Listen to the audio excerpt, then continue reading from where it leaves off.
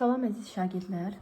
Bugün istəyirəm ki, amper qüvvəsinin və Lorentz qüvvəsinin istiqamətlərinə aid testlərə baxaq. Çünki bu istiqamətlərdə çox uşağın çətinlik çəkdiyini, yəni çox şagirdin çətinlik çəkdiyini görürəm.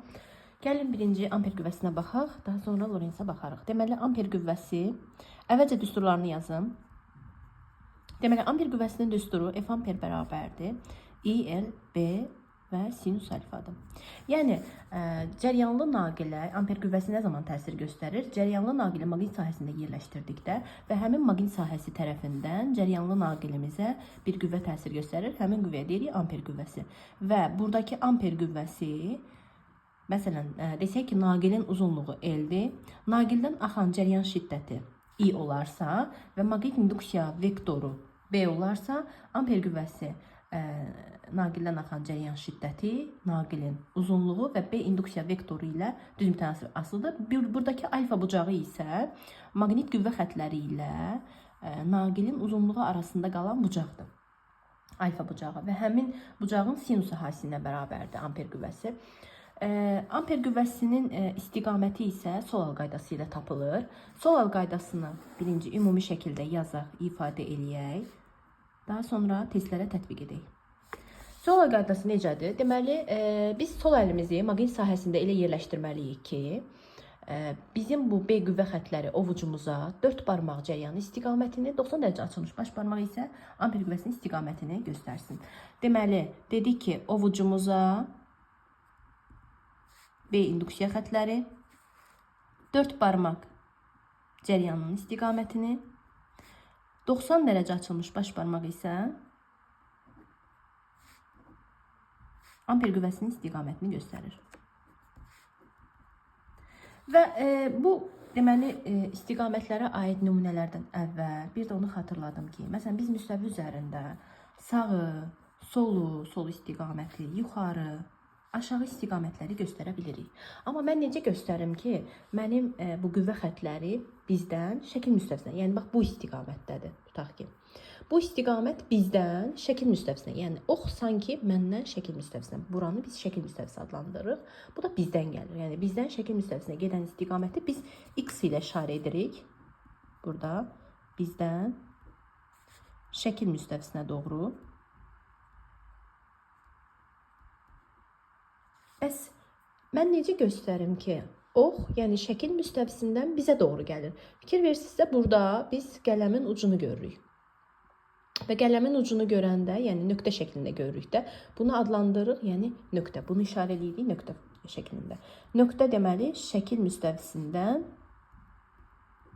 bizə doğru istiqaməti nöqtə göstəririk. X isə bizdən şəkil müstəvisinə doğru. İndi nümunələrə keçək. Tutaq ki, bizdən şəkil müstəvisinə doğru verib maqnit qüvvə xətlərinin istiqamətini, yəni B induksiya vektorunun istiqamətidir bu. Və cərəyan burada sağa doğru axır. I cərəyanın istiqaməti.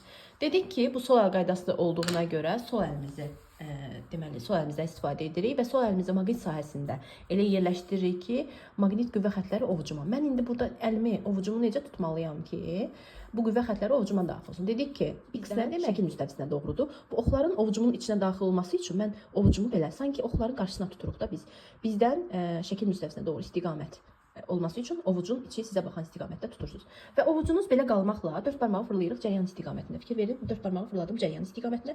Bu zaman 90 dərəcə açılmış baş barmağım isə hara yönəldi? Yuxarıya. Deməli, amper qüvvəsinin istiqaməti burada olur yuxarıya doğru. Sonra deməli, nöqtə götürək bu dəfə, yəni şəkil müstəvisindən bizə doğru istiqamət. Tutaq ki, mənim deməli, B qüvvə xətlərinin istiqaməti nöqtə şəklindədir və olsun aşağıya doğru. Nöqtə olanda, yəni sanki şəkildən bizə doğru bir ox gəlir. Mən əlimi necə tutmalıyam ki, o gəlib mənim ovucumun içinə daxil olsun. Əlimi bunun qarşısına belə tutaram ki, bu xətlər gəlib, yəni qüvvə xətləri ovucumun düz içinə daxil olması üçün. Baxın, qarşısına tuturuq sanki. Və əlimizin üstü bizə baxan şəkil istiqamətdə əlimizi qoyuruq. 4 barmağı fırlayıram cəryan istiqamətində aşağıya doğru. Bu cəryanın istiqamətidir. 4 barmaq cəryan istiqamətinə getdi. Bu zaman 90 dərəcə açılmış baş barmağım sola doğru yönəlir. Deməli, amper qüvvəsinin istiqaməti olacaq sola doğru. Daha sonra fərqli nümunələrdən baxaq. Məsələn, ola bilər ki, maqnitin qütblərini verir. Yəni artıq qüvvə xətlərinin istiqamətini vermir, maqnit qütblərini verir. Və biz bilirik ki, maqnit qüvvə xətləri maqnitin şimal qütbündən cənub qütbünə NS şimaldan cənuba doğru yönəlir və burada da cəryanın istiqamətini yuxarıya doğru götürək. Və şimaldan cənuba doğru yönəlirsə biz birinci maqnit qüvvə xətlərinin istiqamətini göstərməliyik. Çünki Soil qaydasına əsasən B xətləri ovucumuza daxil olmalıdır. 4 barmaq cəryanı, baş barmaq amperi. Burada cəryanın istiqaməti var, amma qüvvə xətlərinin istiqaməti yoxdur. Onu deməli şimaldan cənuba doğru çəkib göstəririk bu şəkildə. Və istifadə edirik. Soil qaydasına görə yenə B xətləri ovucuma daxil olmalıdır. Mən ovucumu burada necə tutmalıyam ki, bunlar xətlər yəni gəlib ovucumun içinə daxil olsun. Qarşısında baxın və belə tuturam. Belə tutdum və 4 barmağım həqiqətən cəryan istiqamətdə getdi. Bu zaman 90 dərəcə açılmış baş barmağım isə fikir verirsinizsə bizdən şəkil müstəvisinə doğru yönəldi. Yəni şəklə doğru getdi. Deməli bizdən şəkləndə biz x adlandırmışdıq axı. Deməli burada amper qüvvəsinin istiqaməti olacaq x. Yəni sanki bu istiqamətdə biraz çətinlik çəkilir, amma burada çətin bir şey yoxdur. Sadəcə olaraq siz ovucunuzu o gələn xətlərin qarşısına tutmalısınız. Məsələn, burada xətlər buradan gəlirdi, yuxarıdan aşağı gəlirdi. Qarşısına tutdum ki, gəlsin ovucuma daxil olsun. Burada aşağıdan yuxarıya doğru xətlər gəlir sanki. Mən onu düz ovucumun içinə daxil olması üçün əlimi bu cür tuturam. Burada isə sağa doğru istiqamətlənir və düz qarşısına mən əlimi bu cür tuturam. 4 barmağım cəryan, baş barmağım getdi bizdən şəklə doğru. Sonra bu nümunələrdən, yəni ayrı işləyək. Deməli, ola bilər ki, qüvvə xətlərini aşağıya doğru versin. Cəryanın istiqaməti də olsun sola. Və burada da əlimi düz elə tutmalıyam ki, bu B xətləri ovucuma daxil olsun. Ovucuma daxil olması üçün qarşısına bu cür tuturam. 4 barmağımı fırlamalıyam indi cəryan istiqamətinə. Amma ovucum belə fırlamaq olmaz. Çünki onda qüvvə xətləri mənim əlimin üstünə daxil olur. Yəni əlimizi bu şəkildə qalmaq şərti ilə 4 barmağımızı fırlayırıq. Fikir verirsinizsə cəryan istiqamətində. Bu zaman belə göstərək də. Bu zaman baş barmağım isə, yəni əlimin içinə daxil olmaqla qüvvə xətləri, 4 barmaq cəryan, baş barmağım isə şəkildən bizə doğru yönəldi. Deməli, burada amper qüvvəsinin istiqaməti nöqtə, yəni şəkildən bizə doğru. Sonra ola bilər bu şəkildə olsun B xətləri. Yenə burada, məsələn, cəryan istiqaməti olsun aşağı. Yenə qüvvə xətləri ovucuma daxil olması üçün artıq buradan tutmalıyam əlimi və əlim bu cür qalmaq şərti ilə, yəni qüvvə xətləri ovucuma daxil olmaq şərti ilə fırlayıram 4 barmağımı, fikir verirsinizsə aşağı, 4 barmağım aşağı getdi, baş barmağım isə bizdən şəkil müstəvisinə doğru, yəni amper qüvvəsinin istiqaməti burada olur x. Və yaxud da potensiallarla da verə bilər cəryanın istiqamətini, bəzən belə də olur. Məsələn, deyək ki, sahəmiz x-dır, yəni bizdən şəkil müstəvisinə doğrudur. Burada artıq cəryanın istiqamətini yox, məsələn, deyir ki, A və B nöqtələrinin potensiallarını verir və kənarda deyir ki, A nöqtəsinin potensialı B nöqtəsinin potensialından böyük olarsa. Və biz bilirik ki, cəryan potensialı böyük olan nöqtədən kiçik olan nöqtəyə doğru axır. Deməli, burada cəryanın istiqaməti A-dan B-yə doğru olacaq. Artıq cəryanın istiqamətini var. B xətləri, qüvvə xətlərinin istiqaməti var. X olanda dedik ki, ovucumuzu bizə baxan istiqamətdə tuturuq. 4 barmağı fırladım cəryanın istiqamətində. 90 dərəcə açılmış baş barmağım bu zaman yuxarıya doğru yönəldi. Deməli, amper qüvvəsinin istiqaməti oldu yuxarıya. Deyir ki, ikisi də, yəni cəryanın istiqamətini verməklə, məsələn, deyir İB cəryanlı naqili tərəfindən İ2 cəryanlı naqilinə təsir göstərən amper qüvvəsinin istiqamətini göstərin. Yəni İ1-in həm sağda, həm də solda sahə yaradır. Biz birinci burada iki qaydadan istifadə edəcəyik. Birinci sağ əl qaydasından istifadə edib İ1-in sağda yaratdığı sahəni tapmalıyıq ki, görək İ1-in sağda yaratdığı sahə, yəni sahənin qüvvə xətləri hansı istiqamətdədir.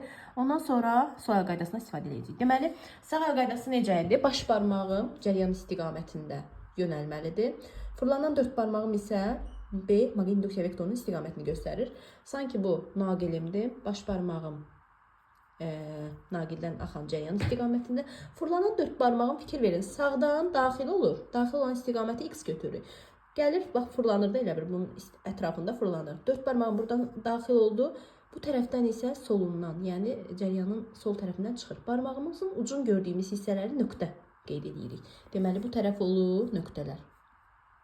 Sağ tərəf isə dedik ki, x-dır, yəni sağdakı bütün sahə x-dır və artıq biz, yəni İ1-in sağda yaratdığı sahəni tapdıq, artıq İ1 bizə lazım deyil. İndi sol əl qaydasından istifadə edib iki cəryanlı naqilinə təsir göstərən amper qüvvəsinin istiqamətini tapaq. Deməli, sol əl qaydamızı tətbiq edək, sol əlimizi elə tuturuq ki, qüvvə xətləri ovucumuza x olanda bu cür tuturuq. 4 barmaq cəryan, baş barmağı isə hara yönəldi? Yuxarı. Deməli, amper qüvvəsinin istiqaməti oldu yuxarı. Ola bilər ki, cəryanın istiqaməti nöqtə və ya x şəklində olsun. Məsələn, B qüvvə xətləri bu cür yönəlib. Amma cəryanın istiqaməti məsələn bizdən şəkil müstəvisinə doğrudur. Bu zaman isə biz yenə həmin qaydanı, soyal qaydasını tətbiq edərək dedik ki, ovucumuza B xətləri daxil olmalıdır. B xətləri ovucumuza daxil olur.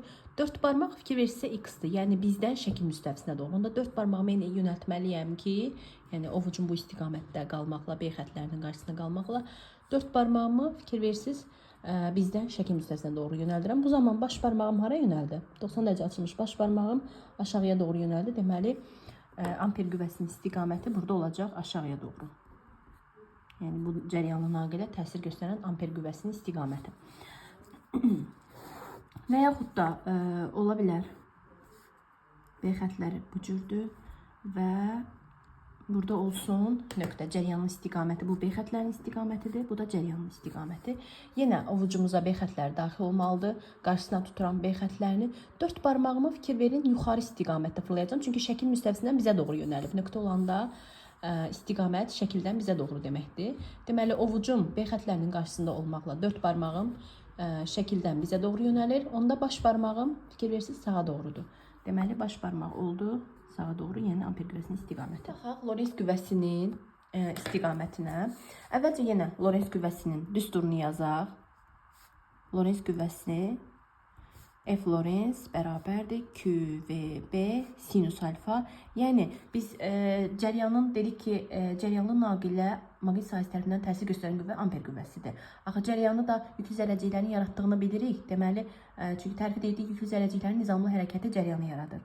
Əgər bütövlükdə naqilə, yəni cəryan axan naqilə maqnit sahəsi tərəfindən amper qüvvəsi təsir göstərsə, deməli orada bir dənə yüklü zərrəciyə də maqnit sahəsi tərəfindən təsir göstərən qüvvə var. Həmin qüvvəni adlandırırıq Lorentz qüvvəsi. Və yenə sahəmizi göstərək, B xətlərini göstərdik. Və bu zaman yüklü zərrəciyim, hər hansısa bir müsbət yüklü zərrəcik sahəyə müəyyən bucaq altında daxil olur. Və ona təsir, həmin yüklü zərrəciyə maqnit sahəsi tərəfindən təsir göstərən Lorentz qüvvəsi, bu yüklü zərrəciyin, yəni yüklü miqdarı, zərrəciyin sürəti və maqnit induksiya vektoru hasili ilə. Bir də buradakı sinus alfa bucağı isə B qüvvə xətləri ilə, yəni maqnit qüvvə xətləri ilə zərrəciyin sürəti arasında qalan bucağın sinusu hasilinə bərabərdir. Və Lorentz qüvvəsinin istiqaməti də amper qüvvəsində olduğu kimi Soyal qaydası ilə tapılır. Soyal qaydasını yazaq burada da. Deməli, orada dedik ki, B xətləri ovucumuza, yenə ovucumuza B qüvvə xətləri. 4 barmaq burada sürətin, yəni zərrəciyin sürətinin istiqamətini göstərəcək. Sürəti. 90 dərəcə açılmış baş barmaq isə Lorentz qüvvəsinin istiqamətini göstərəcək. F Lorentz. Və Lorentz qüvvəsinin bir dənə amper qüvvəsindən fərqi odur ki, burada zərrəciyimiz həm müsbət yüklü zərrəcik ola bilər, həm mənfi yüklü zərrəcik ola bilər. Müsbət yüklü zərrəcikdə istiqaməti tapıb olduğu kimi götürəcəyik. Mənfi yüklü zərrəcikdə isə yəni istiqaməti, tapdığımız istiqamətin əksini götürəcəyik. Yenə bu istiqamətlər bayaqki qeyd elədiyimizi, yəni yuxarı, aşağı, sağ, sol var idi. Sadəcə x dedik ki, bizdən şəkil müstəvisinə doğrudur. Nöqtə isə şəkil müstəvisindən bizə doğru. Yəni bunları mütləq yadınızda saxlayın. Şəkildən bizə doğru.